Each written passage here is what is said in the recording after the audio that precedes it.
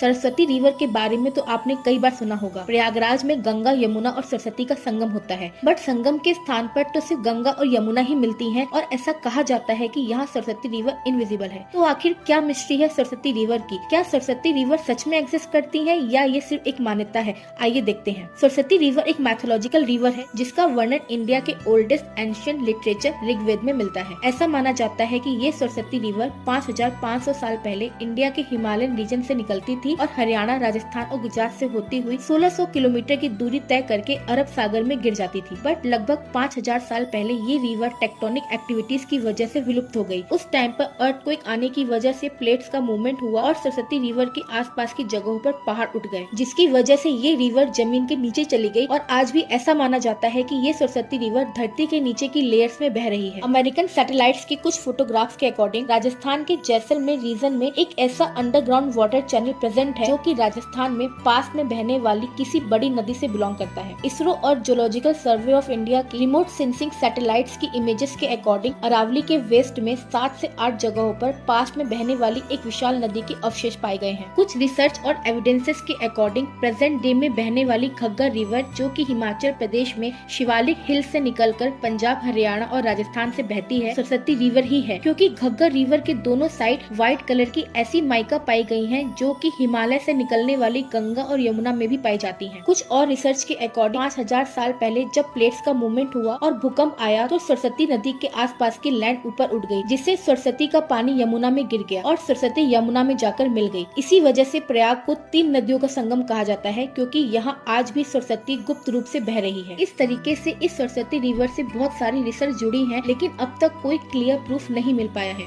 ये सब तो अलग अलग स्टोरीज हैं, पर सच तो ये है कि आज ये रिवर विलुप्त हो चुकी है और एक बहुत बड़ी मिस्ट्री बनकर रह गई है। आपका सरस्वती रिवर के बारे में क्या कहना है?